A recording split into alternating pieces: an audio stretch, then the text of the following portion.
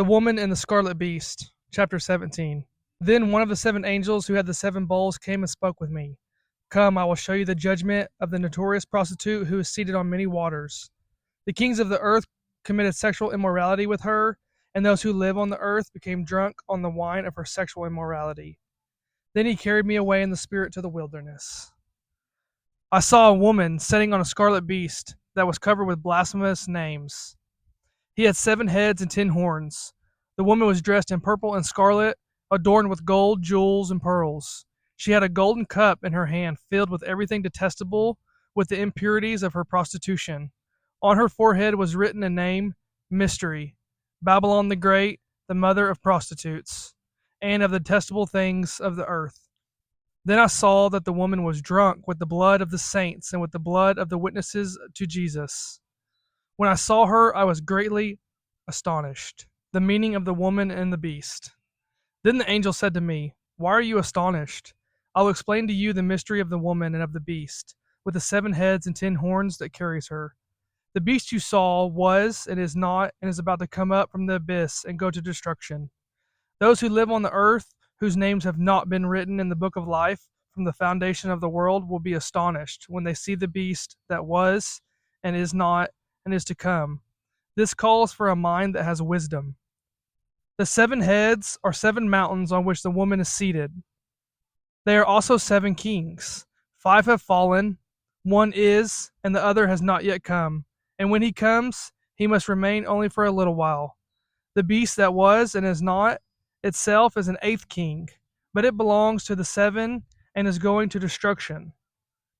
The 10 horns you saw are 10 kings who have not yet received a kingdom, but they will receive authority as kings with the beast for 1 hour.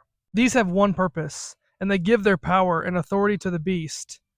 These will make war against the Lamb, but the Lamb will conquer them, because he is Lord of lords and King of kings. Those with him are called chosen and faithful. He also said to me, The waters you saw where the prostitute was seated are peoples, multitudes, nations, and languages. The 10 horns you saw on the beast will hate the prostitute. They will make her desolate and naked, devour her flesh, and burn her up with fire. For God has put it into their hearts to carry out his plan by having one purpose, to give their kingdom to the beast until the words of God are fulfilled. And the woman you saw is the great city that has royal power over the kings of the earth. The fall of Babylon the Great, chapter 18. After this, I saw another angel with great authority coming down from heaven, and the earth was illuminated by his splendor. He called out in a mighty voice, It has fallen! Babylon the Great has fallen.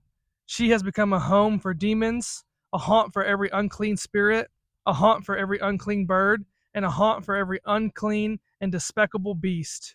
For all the nations have drunk the wine of her sexual immorality, which brings wrath. The kings of the earth have committed sexual immorality with her, and the merchants of the earth have grown wealthy from her sensuality and excess. Then I heard another voice from heaven, Come out of her, my people, so that you will not share in her sins, or receive any of her plagues. For her sins are piled up to heaven, and God has remembered her crimes.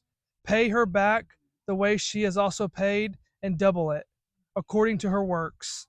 In the cup in which she mix a double portion for her, as much as she has glorified herself and indulged her sensual and excessive ways. Give her that much torment and grief, for she says in her heart, I sit as queen, I am not a widow, and I will never see grief.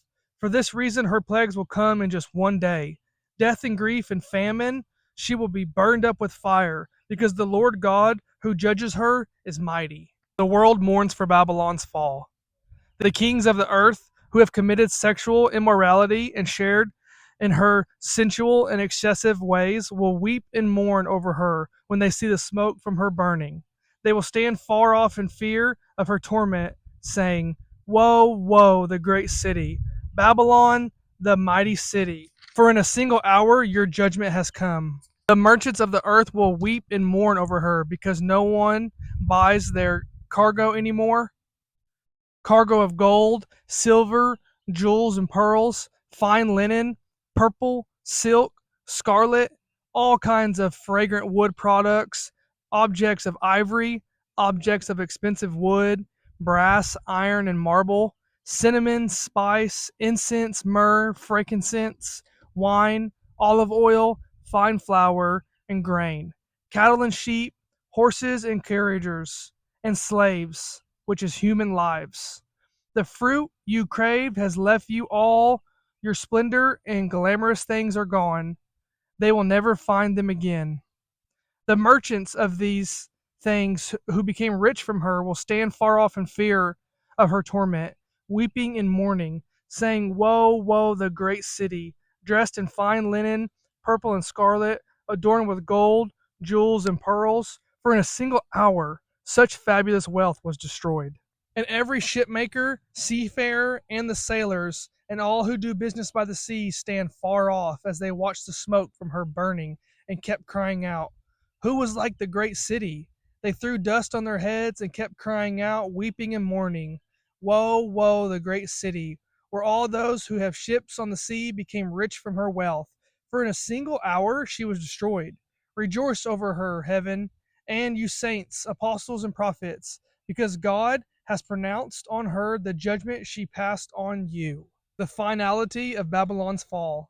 Then a mighty angel picked up a stone like a large millstone and threw it into the sea, saying, In this way Babylon the great city will be thrown down violently, never to be found again. The sound of harpists, musicians, flutists, and trumpeters will never be heard in you again. No craftsman or any trade will ever be found in you again. The sound of a mill will never be heard in you again. The light of a lamp will never shine in you again. The voice of a groom and bride will never be heard in you again. All this will happen because your merchants were the nobility of the earth, because all the nations were deceived by your sorcery. In her was found the blood of prophets and saints, all of those slaughtered on the earth.